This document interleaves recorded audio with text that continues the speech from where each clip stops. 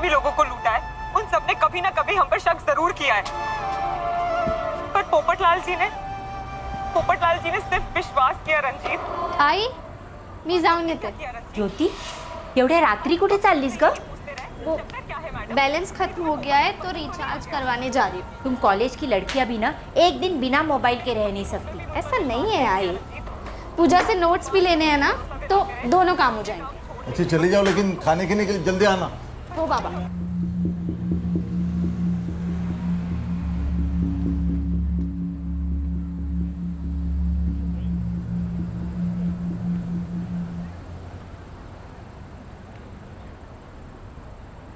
रोहित, कहाँ जा रहा तू? बाबा वो एक कस्टमर का कॉल आया था, बोला पाइपलाइन में लीकेज है तो वही जा रहा हूँ। और अभी थोड़ी देर पहले तो आया है तू।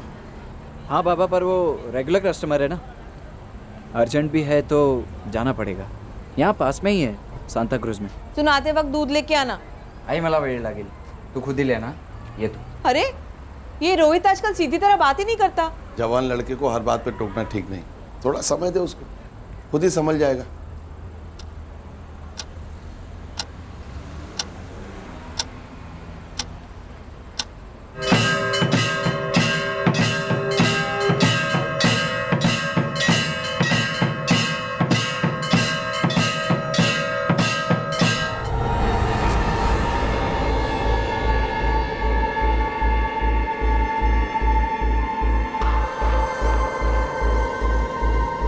ये वाला दे।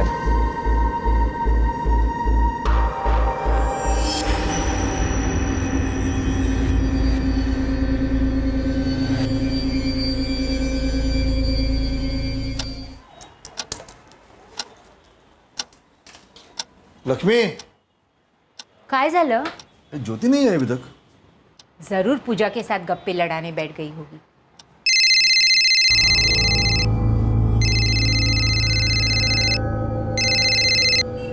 हेलो, महेश पाटिल बोल रहे हैं? जी आप कौन? क्या आप ज्योति के फादर हैं? हाँ, मैं ज्योति का पिता हूँ। आप कौन बात कर रहे हो? मैं सब इंस्पेक्टर इकबाल बेग बोल रहा हूँ, एंटी मार्ग पुलिस स्टेशन। बात क्या है इंस्पेक्टर साहब? देखिए, जितना जल्दी हो सके कृपा दयाल हॉस्पिटल आ जाइए। ज्योति की तबीयत काफ़ी सीरियस है। क्या हुआ मेरी बेटी को? डॉक्टर्स उसका इलाज कर रहे हैं, लेकिन आप जल्द से जल्द यहाँ पहुँच जाइए। काय झालं? जी मैं ही आनंद सानी हूँ। रोहित मेरा बेटा है। रोहित को हॉस्पिटल में एडमिट किया है, वो जख्मी है। एक्सीडेंट हुआ क्या? वो ठीक तो है ना? देखिए, आप जल्दी से कृपादयाल हॉस्पिटल आ जाइए।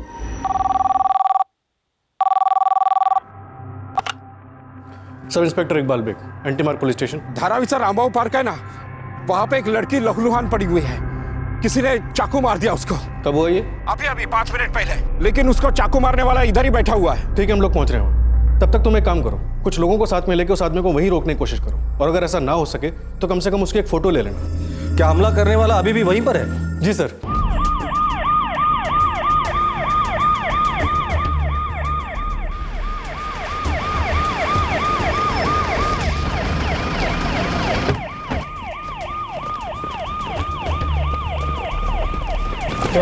चला बाजू हो। एक बार एम्बुलेंस को फोन कर इसे एडमिट करना पड़ेगा। सर, हमें किसी ने फोन करके बताया था कि लड़की घायल हुई है। कहाँ है लड़की? सर, उसे 2 लड़के लेकर हॉस्पिटल गए हैं। कौन से हॉस्पिटल? कृपा दयाल हॉस्पिटल। जब लड़की पर हमला हुआ तुम यही थे? हाँ सर, मैं यही था। कहाँ हुआ हमला? साहब वो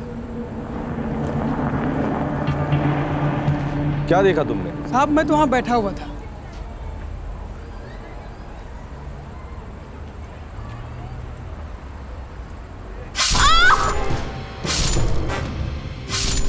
क्या जा रहे? अरे इसका सांस चल रहा है रे, चल इसको अस्पताल लेके चलते। हाँ चल। भाई साहब, ये पुलिस केस है, पहले पुलिस को बताना होगा। अरे भाई तो आप फोन करो ना पुलिस को, ये लड़की मर सकती है। और वो दोनों उस लड़की को लेकर हॉस्पिटल गए। सर, पर्स में एक आईडी मिला है कॉलेज का। ज्योति महेश पाटिल, यही लड़की थी? हाँ साहब, ये वही लड़की। सर, लड़के का नाम रोहित सानी है। इसके वॉलेट से इसका आधार कार्ड मिला। मोबाइल में पापा के नाम से एक नंबर सेव है सर। इकबाल, इस ज्योति के पिता महेश पाटिल को इन्फॉर्म करो, तब तक मैं इस रोहित सानी के पिता से बात कर।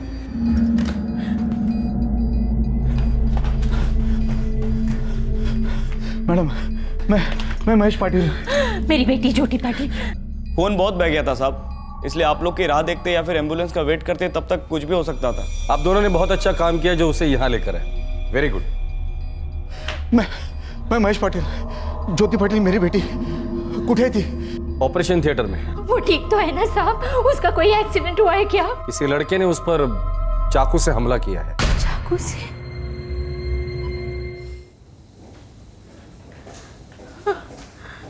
कशी है माझी ज्योति? लड़की की कंडीशन काफ़ी क्रिटिकल है। देवा। देखिए, हम पूरी कोशिश कर रहे हैं। एक्चुअली पेट में काफ़ी घाव हैं और ब्लीडिंग भी हो रही है। डॉक्टर, क्या हम ज्योति को देख सकते हैं? आई एम सॉरी, अभी नहीं। डॉक्टर, रोहित की तबीयत कैसी है? He is out of danger, लेकिन फिर भी कुछ घंटे ऑब्जर्वेशन में रखना होगा। क्या मुझसे बात कर सकते हैं? अभी तो वो बेहोश है, होश आने में कुछ घंटे लगेंगे। Excuse me.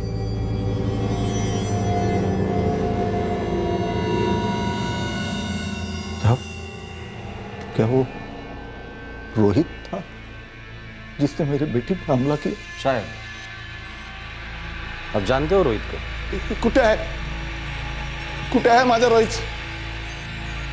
देखिए, डॉक्टर साहब से अभी बात हुई है, रोहित की तबीयत अभी ठीक है। रोहित की ऐसी हालत की किसने? शायद उसने खुद। काहे?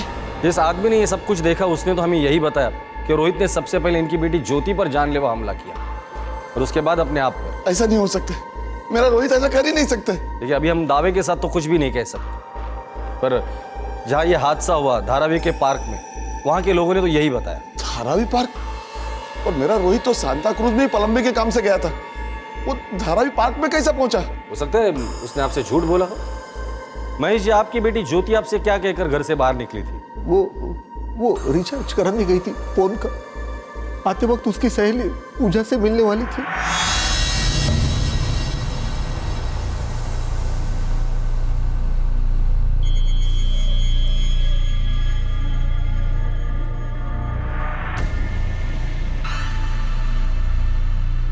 रोहित और ज्योति घर से कुछ और कहकर निकलते हैं और कहीं और जाकर मिलते हैं। ये समझना मुश्किल नहीं कि ये दोनों एक दूसरे को अच्छे से जानते थे, और मुझे लगता है आप दोनों भी एक दूसरे को बहुत अच्छे से जानते हो। क्या आपको पता था कि रोहित ज्योति से मिलने चाकू लेकर गया? नहीं साहब, जब वो घर से निकला तो कुछ लेके नहीं निकला था। जिस चाकू से उसने ज्योति पर वार किया है वो गार्डन से हमने बरामद कर लिया है। जितनी इंफॉर्मेशन हमें मिली है उस हिसाब से रोहित ने सिर्फ ज्योति पर वार नहीं किए, अपने आप पर भी किए। क्यों?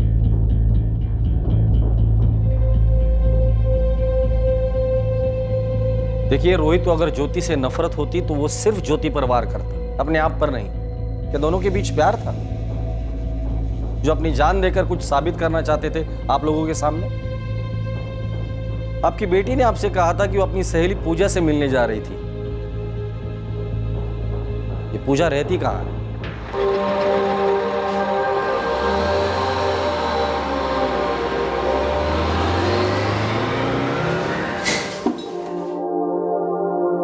आनंद साने और महेश पाटिल एक ही गांव के थे, पड़ोसी थे, एक अरसे से एक दूसरे को जानते थे। दोनों एक बेहतर जिंदगी की तलाश में मुंबई आए थे। महेश एक कंपनी में प्यून था और आनंद एक स्टेशनरी शॉप में काम करता था। ज्योति कॉलेज के फर्स्ट ईयर में पढ़ रही थी।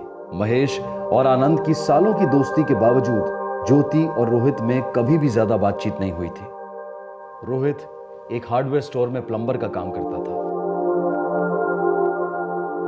एक साल पहले तक तो वो दोनों एक दूसरे को जानते तक नहीं थे, बातचीत भी नहीं करते थे। लेकिन फिर पिछले साल मैंने और आनंद ने गणपति में साथ में गांव जाने का प्रोग्राम बनाया। हो महेश भाऊ, तुमचा विचार खूप छान आहे। अब मैं भी बहुत दिनों से गांव जाने का सोच ही रहा हूँ। अरे कसला विचार करतोय? हर साल हम गांव में 5 दिन के गणपति की स्थापना करते हैं। इस साल तू भी आ जाना, साथ में जम के पूजा करेंगे। बढ़िया रहेगा महेश भाई, इधर तो कभी अपन बप्पा को घर पे ला ही नहीं पाते। अरे तूने गांव के छोड़ दिया, सारे रिवाज सारे त्योहार मनाना ही भूल गया तू। अपने आप छूट गया सब। क्या है, काम में फुर्सत ही नहीं मिलती। पर महेश भाऊ, इस बार गांव जाने का बड़ा मन कर रहा है। अरे मन कर रहा है ना, तो बस मैं तेरा पक्का समझू? अरे हाँ, लेकिन वो तेरा दुकान का मालिक तुझे छुट्टी तो देगा ना? मालिक मेरा अच्छा है, मुलासारखा मानतोय मला।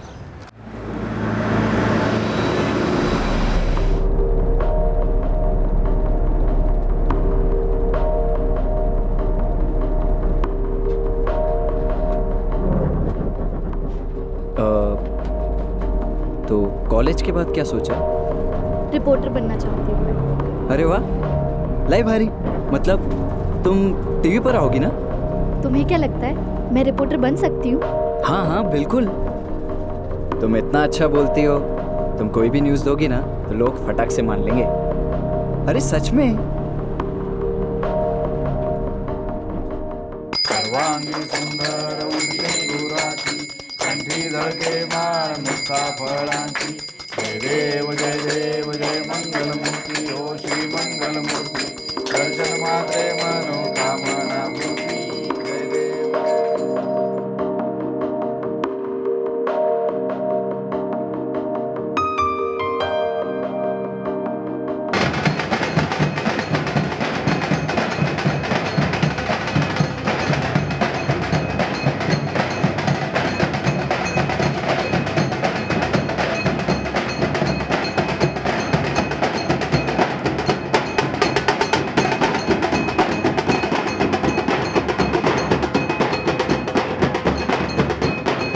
तो ये था मेरे गांव अलीबाग का 5वें दिन का गणपति विसर्जन। जैसा कि आप देख रहे हैं, सारे भक्तजन काफी उत्साह में और गणपति बाप्पा मोरिया के नारों से माहौल गूंज रहा है।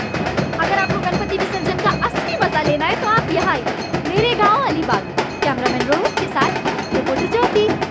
खूब छान ज्योति, खूब छान, एक नंबर। Thank you.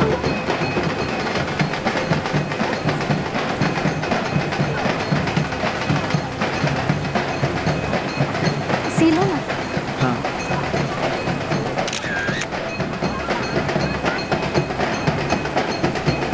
रिपोर्टर ज्योति, तुमसे एक सवाल पूछूं? पूछो।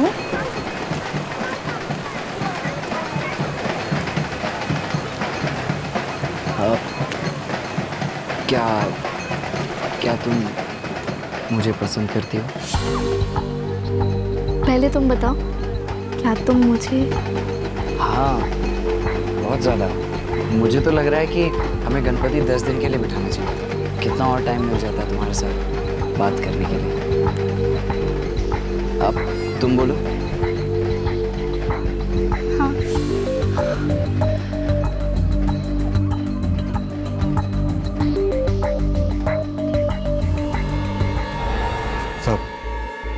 रोहित और ज्योति की दोस्ती बढ़ती गई। हमें इस बारे में कुछ पता नहीं था, लेकिन गांव से लौटने के बाद ज्योति कुछ बदल सी गई थी।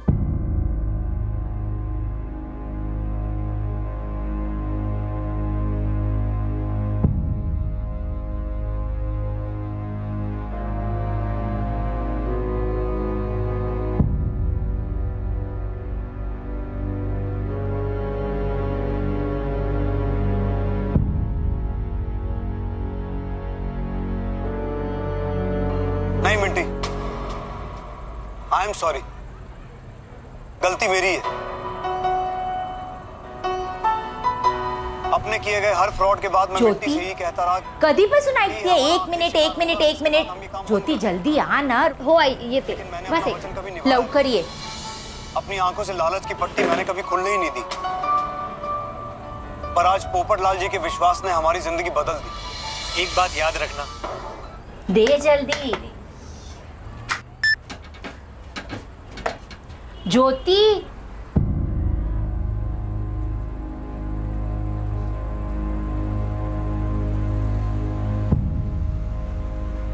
वो पापा गांव में गणपति पे मिले थे, तभी से दोस्ती हो गई। बेटा ये दोस्ती तेरे लिए सही नहीं है। ऐसा क्या बोलता है बाबा?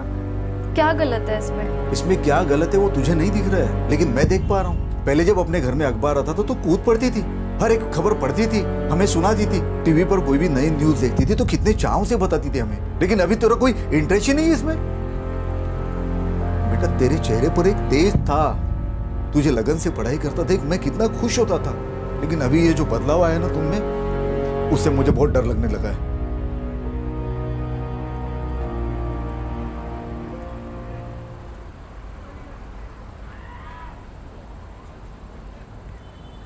ज्योति बेटा, मैं समझता हूँ ये उम्र ही ऐसी है। तेरे लिए ये वक्त मजा करने का नहीं है, मेहनत करने का है, जिंदगी बनाने का है। मानता हूं कि मुश्किल होता है खुद को संभालना, लेकिन इस वक्त अगर खुद को संभालेगी ना तो जिंदगी आसान हो जाएगी। हाँ देख, तू कॉलेज में पढ़ रही है, वो कभी कॉलेज नहीं गया, प्लम्बर है। सोच कितना कमाता होगा।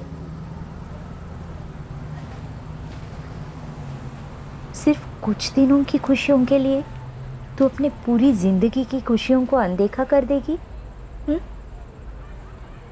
जब सही वक्त आएगा ना, तुझे सही लड़का मिलेगा जो तेरे लायक होगा। देख बेटा, हमारा काम तुझे आगाह करना था, बाकी तू खुद समझदार है। जो तुझे ठीक लगे वही करना।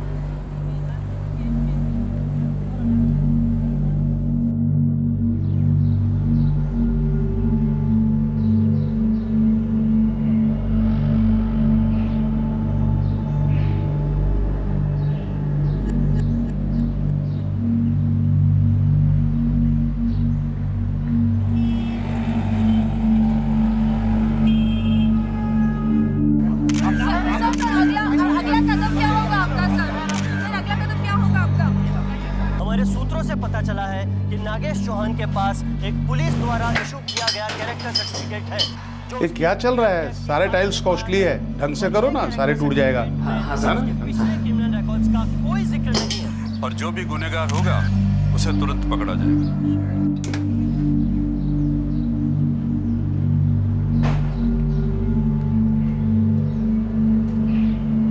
हाँ रोहित। हेलो ज्योति, कहाँ हो तुम? फोन क्यों नहीं उठा रही थी? तबीयत तो ठीक है ना तुम्हारी? हाँ ठीक है। तो एक हफ्ते से फोन क्यों नहीं उठा रही थी? हेलो हेलो ज्योति, आवाज ये तो का? आई एम सो सॉरी, लेकिन हमें हमारा रिश्ता यहीं खत्म करना होगा। ये क्या बोलते हैं ज्योति? क्या हुआ, बोल तो। मैं अपना पूरा ध्यान मेरी पढ़ाई पर लगाना चाहती हूँ। रिपोर्टर बनना है मुझे, और मैं नहीं चाहती कि मेरे दिमाग में उसके अलावा कुछ भी आए। मैं भी तो यही चाहता हूँ ना कि तुम रिपोर्टर बनो। मैं पूरी मदद करूँगा तुम्हें। रोहित, तुम समझ नहीं रहे हो। मैंने अपनी औकात से ज़्यादा बड़ा सपना देखा है, और सपने पूरे करने के लिए बहुत से सेक्रीफाइस करने पड़ते हैं। तुम्हें लगता है मेरी वजह से तुम्हारी पढ़ाई खराब हो रही है? ऐसी बात नहीं है रोहित, पर मैं तुम्हें नहीं समझा सकती। ज्योति, तुम समझो मेरी बात। चाहिए तो एग्जाम तक मेरे से बात मत करो, मैं भी तुम्हें कॉल या मैसेज नहीं करूँगा, लेकिन ये रिश्ता खत्म करने वाली बात मत करो प्लीज़। रोहित प्लीज़ मेरी बात समझो। देखो, जितना दुख तुम्हें हो रहा है उतना मुझे भी हो रहा है, और मैंने बहुत सोच समझ के ये फैसला किया है। हमारा रिश्ता यहीं खत्म होता है। हेलो हेलो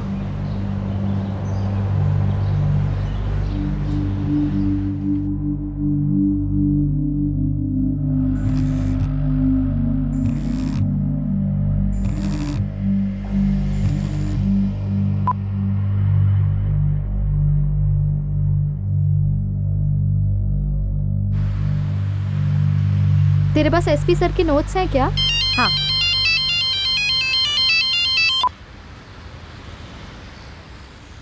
हो महेश भाऊ, खरं बोलतोय मी, ये सब मेरे को मालूम नहीं था। जानता हूं आनंद। देख, ये मत समझना कि मैं रोहित की शिकायत कर रहा हूं तुमसे। अरे दोनों बच्चे समझदार हैं, लेकिन ज्योति ने एक फैसला कर लिया है। उसे अभी उसके करियर पे ध्यान देना है, और ये बात उसने रोहित को कई बार समझाई है, लेकिन वो समझ नहीं पा रहा है। अरे बार बार उसे फोन करता है, और इन सारी बातों का ज्योति के पढ़ाई पे असर हो रहा है। देखो, तुम रोहित को समझा दो। मैं आज ही रोहित से बात करता हूँ। जब ज्योति तेरे साथ नहीं रहना चाहती तो तू क्यों उसके पीछे पड़ा है? मैं कोई पीछे नहीं पड़ा उसकी।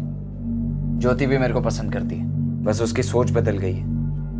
महेश काका ने बदल ली। कारण जो भी हो, पर बात तो यही है ना कि वो तेरे साथ नहीं रहना चाहती।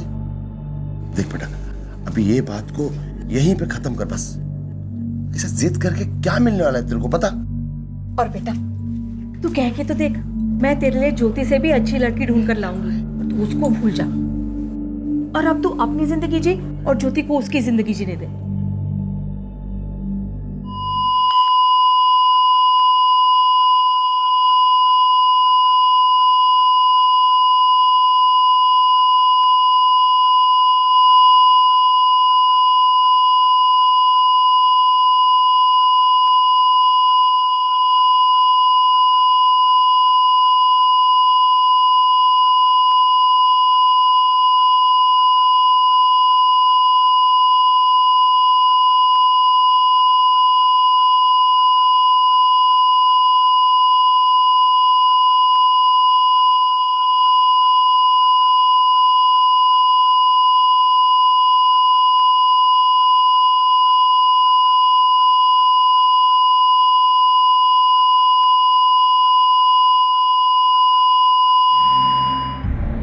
ज्योति घर से ये कहकर निकली थी कि वो फोन रिचार्ज करवाने और अपनी सहेली पूजा से मिलने जा रही है, नोट्स लेने। क्या रोहित की तरह ज्योति ने भी अपने घर पर झूठ कहा था, या वो वाकई उस रात पूजा से मिली थी?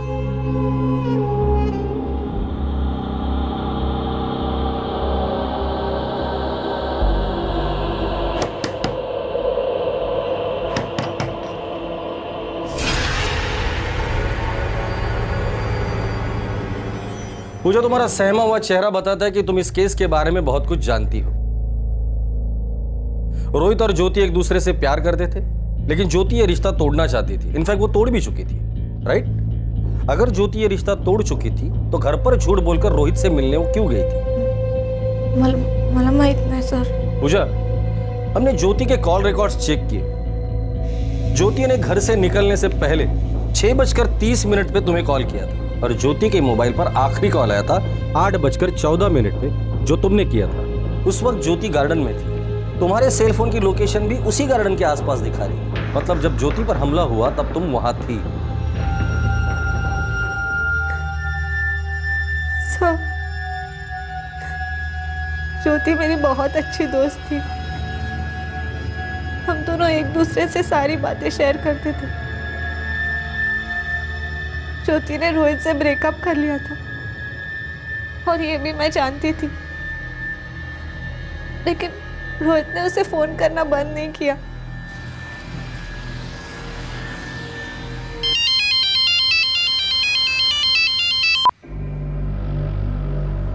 क्यों फोन काट रही है उसका? भांडण बिंडण झालं की काय?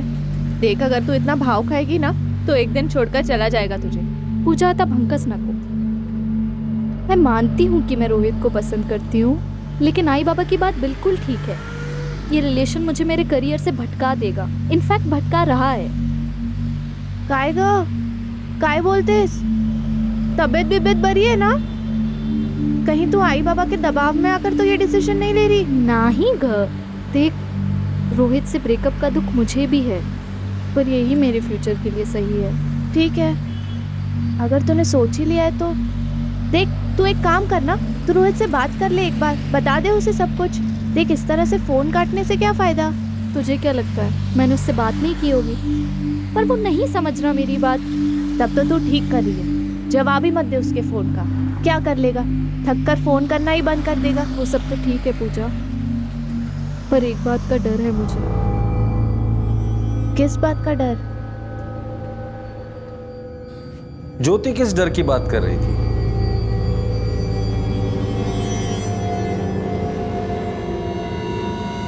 तुला खरंच असं वाटतंय की वो ऐसा कुछ करेगा? माहित नहीं ग, लेकिन वो समझ ही नहीं रहा है। मैसेज पे मैसेज भेजता रहता है, कॉल करता रहता है। अभी तो दुख जता रहा है इस उम्मीद में कि शायद मेरा डिसीजन बदल जाएगा, पर ऐसा नहीं होगा ना पूजा। मुझे तो डर है कि कहीं गुस्से में कुछ। फिर तू एक काम करना, उसे कह दे कि तेरे सारे फोटोज तुझे भेज दे, या फिर तेरे सामने डिलीट कर दे। मैं भी तो यही चाहती हूँ ना पूजा, लेकिन उससे बात करूंगी तो वो फिर वही इमोशनल बातें करेगा। मग काय करायचं आता? तू एक काम कर, तू उससे बात कर, बोल कि मेरे सारे फोटोज डिलीट कर दे प्लीज। काय ज्योति ने सांगितलं असं? हो रोहित, इसलिए तो मैं तुमसे कह रही हूँ। तो वो खुद भी तो मेरे को बोल सकती थी ना। रोहित, वो तुमसे बात नहीं करना चाहती। जैसा वो चाहे। मैं अपने मोबाइल से सारे फोटोज ज्योति को फॉरवर्ड करके डिलीट कर दूँ, लेकिन उसको बोलो कि पहला मेरे से एक बार मिले। अगर ऐसा होता तो वो मुझे तुमसे बात करने के लिए क्यों कहती? खुद ही तुमसे बात कर लेती। पूजा, तू समझाओ तिला, एक आखिरी बार मिल ले, उसके बाद मैं कभी उसको नहीं मिलूंगा, कभी उसको ना कॉल करूंगा और ना ही मैसेज करूंगा। आई शपथ। अगर वो मेरे को छोड़ना चाहती है तो ठीक है, लेकिन एक टाइम पे हम लोग साथ में थे, एक आखिरी बार तो मिल ही सकते हैं ना। मुझे नहीं पता कि वो तैयार होगी भी या नहीं, लेकिन अगर फिर भी तुम बोल रहे हो तो एक बार उससे पूछ कर देख लेती हूँ। ज्योति मान गई? वो सब इसलिए वो दोनों कल गार्डन में मिले। ज्योति चाहती थी कि मैं भी वहां उनके साथ रहूं।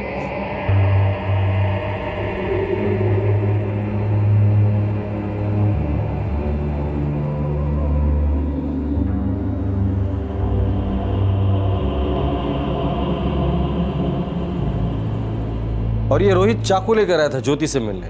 जी, शायद लेकिन सर मुझे नहीं पता था कि वहाँ ऐसा कुछ होगा।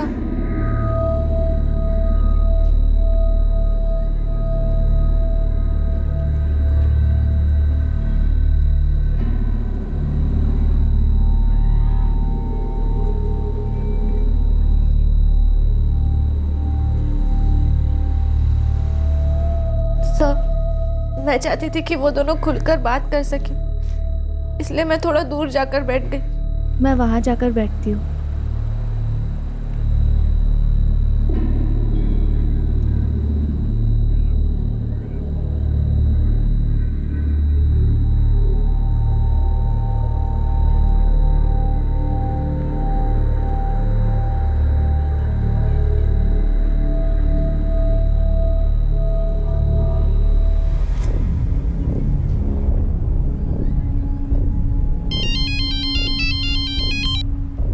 हेलो। हेलो ज्योति। बहुत देर हो गई है। और कितना टाइम लगेगा? बस 5 मिनट पूछा।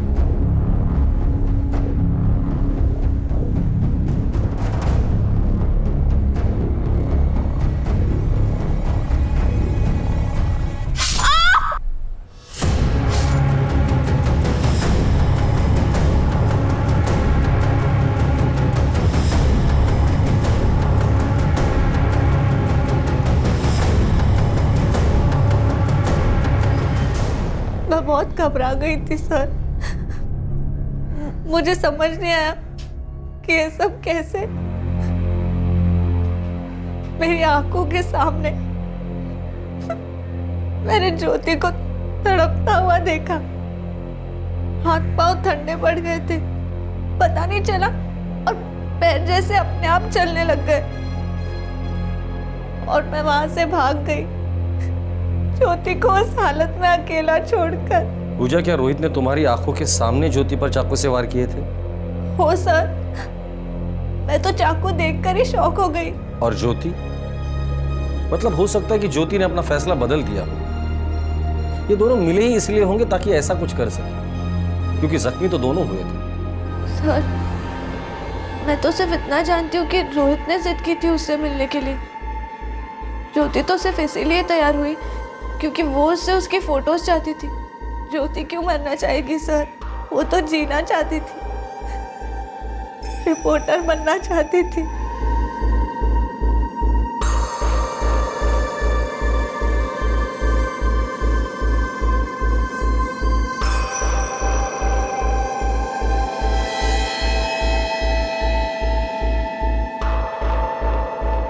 ज्योति मर चुकी है, इस बात का अफसोस है। ज्योति मर गई उस बात का, या तुम बच गए उस बात का? सच क्या है? ज्योति मरना चाहती थी या तुम मारना चाहते थे? ज्योति सिर्फ मेरे से दूर होना चाहती थी। उस रात भी उसने मेरे से यही कहा था। ज्योति ने अपना फैसला तुम्हें पहले ही बता दिया था। तो शायद तुम क्या करने वाले हो ये तुमने भी पहले ही तय कर लिया था। मैं वहां जाकर बैठती हूँ।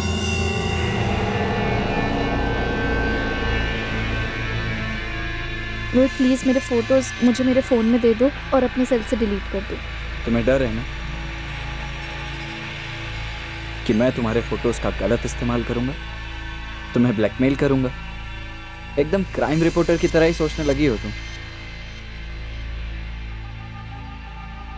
देखो मैं जानती हूँ तुम्हें बुरा लग रहा होगा, पर मैं नहीं चाहती कि गुस्से में कुछ भी ऐसा हो जो हम दोनों के लिए अच्छा ना हो। कितना गिरा हुआ समझती हो ना तुम मुझे।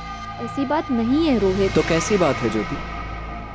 ज्योति, मैं तुम्हें नुकसान पहुंचाऊंगा? नुकसान तो तुमने पहुंचाया है मुझे। कितना आसान था ना ये फैसला लेना तुम्हारे लिए। तुम्हारे बाबा, तुम्हारा करियर सब अहमियत रखता है।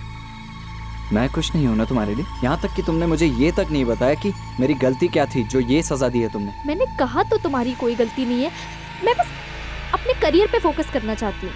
और मेरा प्यार ध्यान भटका रहा है। हेलो। हेलो ज्योति। बहुत देर हो गई है। और कितना टाइम लगेगा? बस 5 मिनट। 5 मिनट पूछा।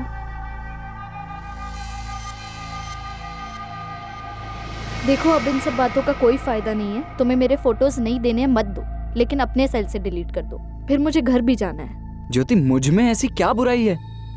क्यों इतना अकड़ कर बात करती हो?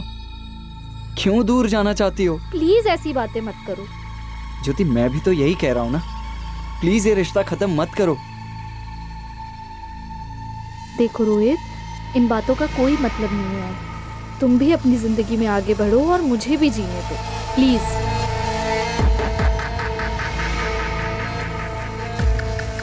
मेरी इतनी विनती के बाद भी वो नहीं मानी। मैंने तय कर लिया था कि अगर हम साथ जिएंगे नहीं तो साथ मरेंगे।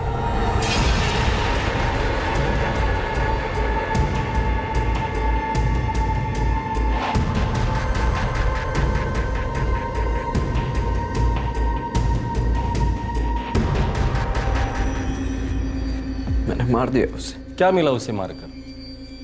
वो मिली या सुकून मिला?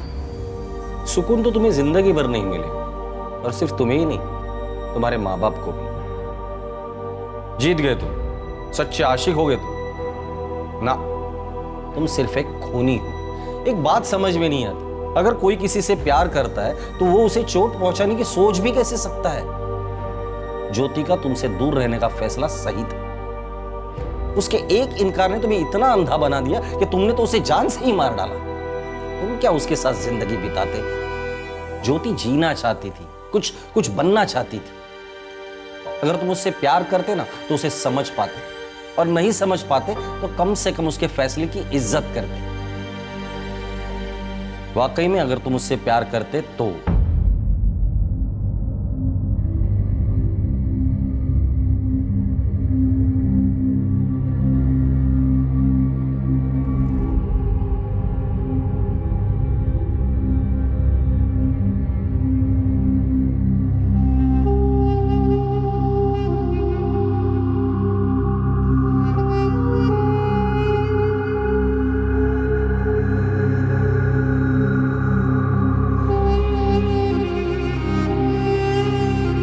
काय केलास रोहित तू?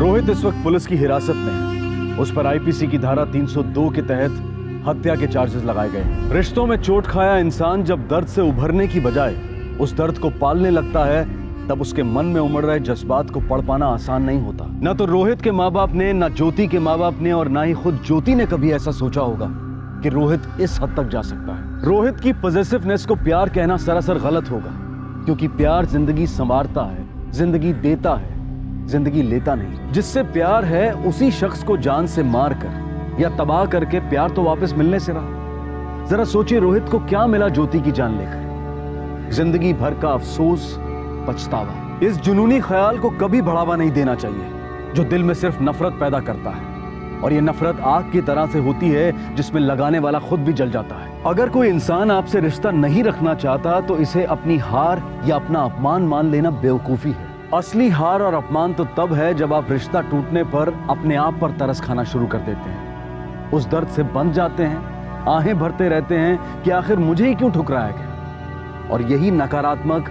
और निराशावादी रवैया ही इंसान की असली हार और अपमान है। आपसे फिर मुलाकात होगी अगले एपिसोड में एक और चौंका देने वाले केस के साथ। तब तक सतर्क रहें, सुरक्षित रहें और देखते रहें क्राइम पेट्रोल सतर्क। सबक एक को, सीख हम सबको। जय हिंद।